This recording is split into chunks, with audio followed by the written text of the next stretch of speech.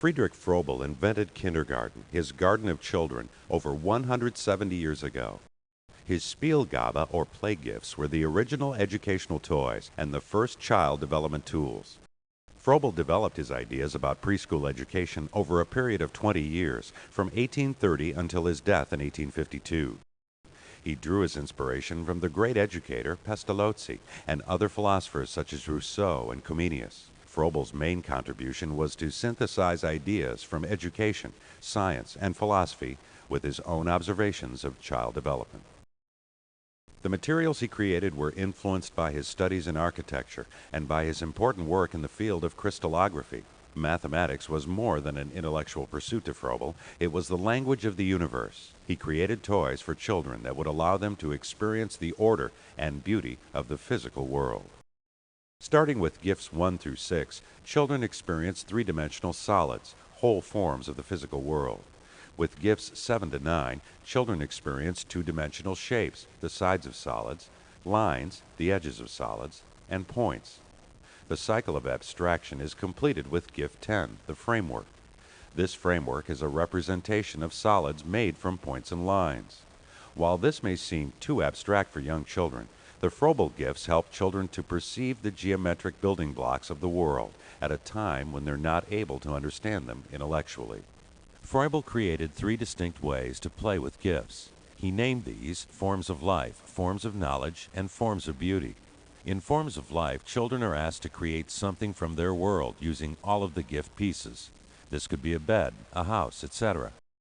Adults guide children through forms of knowledge activities in which the child explores mathematical and scientific properties of the gifts. This could involve counting the sides of a cube, discussing the properties of a specific triangle, or discovering the sound a piece makes when it is dropped on the floor.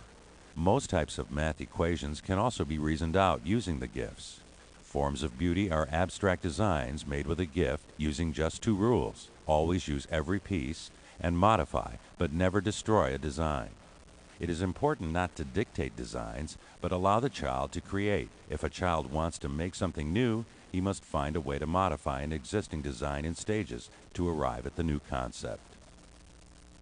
By playing with Froebel's gifts, a child builds a foundation of symbolic learning by internalizing these experiences. This is a natural process for every child. Froebel only sought to refine it.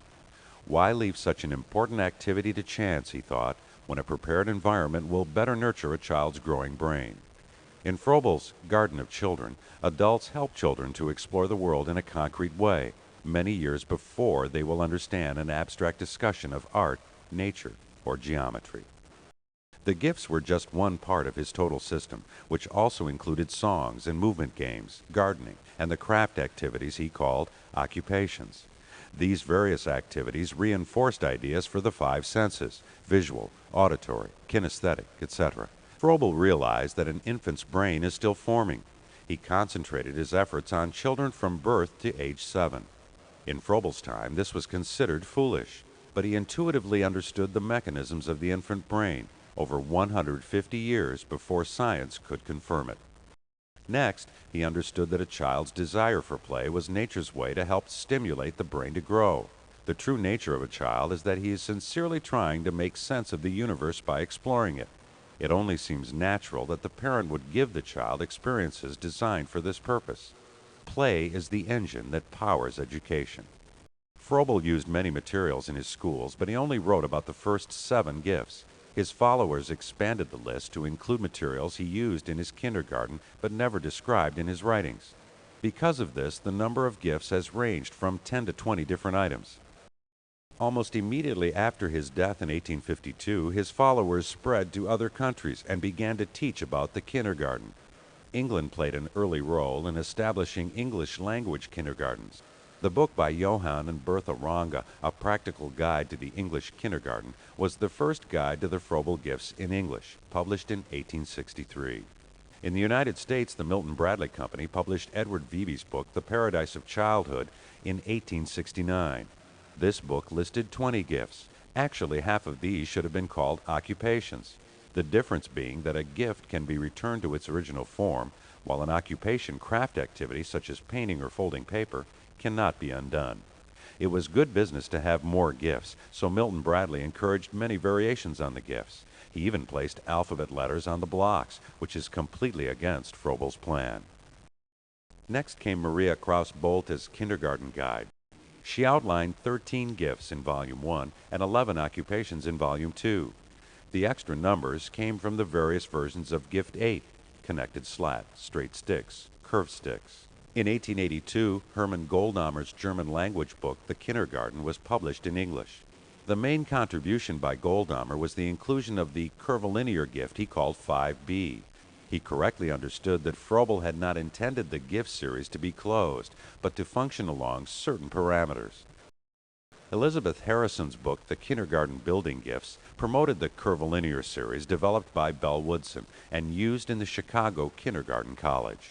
The simplicity of the gifts and confusion about them led to their misuse as busy work or simply as manipulatives. Many kindergarten teachers use the gifts by rote, dictating their use to the 4- and 5-year-olds in their care. It was the ignorance and rigid adherence to incorrect techniques that ultimately contributed to the abandonment of the Froebel kindergarten. Today, Froebel is mostly known for his effect on modern art and architecture through the work of Frank Lloyd Wright or Buckminster Fuller. The educators of the early 20th century saw Froebel's work as part of the German Romantic movement, or worse, as some mystical quasi-religion. Because of their unfortunate lack of vision and understanding, the true power of Froebel's work was lost. The most amazing thing about Froebel's gifts is that they are not absolutely necessary to follow his method. The idea behind the gifts is focus play. This could be done with materials acquired from a nature walk or with everyday household objects.